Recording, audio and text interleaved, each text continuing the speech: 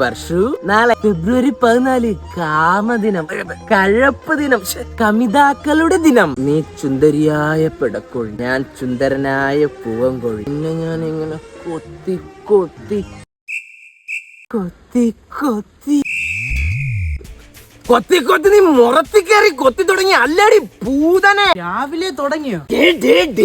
ജിഷ്ണു എന്തോന്നടാ നീ ചുമ്മാ അടവക്ക നിന്റെ തന്ത മധുവിന്റെ മുമ്പില് അറിയാലോ ജിഷ്ണു ആണ്. പൊടി, നിനക്കൊന്ന് പതുക്കെ മയത്തില് സംസാരിച്ചൂടെ? എനിക്ക് പെമ്പിളെടുത്ത് ഒലിപ്പിക്കാൻ അറിയത്തില്ല. ഞാൻ ദൂരെ നിന്ന് തെറിക്കാൻ പോണ്, നീ ചെവി പൊത്തിക്കോ. ഹലോ ഹലോ വർഷു, അല്ല മുള്ളുണ്ടാ? അയ്യോ, ഞാൻ അവിടെ ഉണ്ടായിരുന്നെങ്കിൽ ആ മുള്ളന്റെ വാ കൊണ്ട് കടിച്ച് ഇളക്കി തന്നേനെ. പിന്നെ ഇവിടെ മനുഷ്യന് മുള്ളാൻ സമയമില്ല, അപ്പോഴാണ് നിന്റെ കാലിലെ മുള്ള്.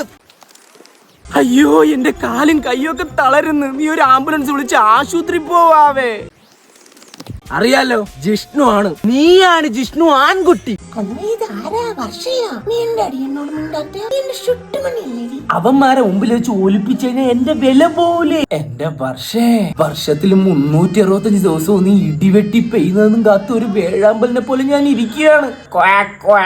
ഇടിവെട്ടി പെയ്യില്ല നീ, കൊറേ ഉണ്ടാക്കുന്നീ. എടി നീ വെറും വർഷയല്ലേ, അല്ലാതെ സിനിമ നടി തൃശ്യൊന്നും അല്ലല്ലോ. മതിയടാ അനന്തു, അവക്കെന്നെ അറിഞ്ഞൂടാ. അറിയാലോ, ജിഷ്ണു ആണ്. ഓരോ കാമുകന്മാരെ സംസാരം കേൾക്കണം, നമ്മളെ തൊലി ഉരിഞ്ഞു. പക്ഷെ മച്ചാനെ, നീ പൗരുഷം പണയം വെക്കാത്ത ആമ്പളെ സിംഗണ്ട. അല്ല, നിന്റെ മൂക്കിന്റെ സൈഡിൽ എന്തൊരു ക്യാങ്ങില. വീട്ടില് ഭയങ്കര എലി ശല്യം, അതുകൊണ്ട് പൂച്ചയായിട്ട് കൊല്ലാൻ. മൂഷികന്മാരെ, ഐ ആം കമ്മിങ്.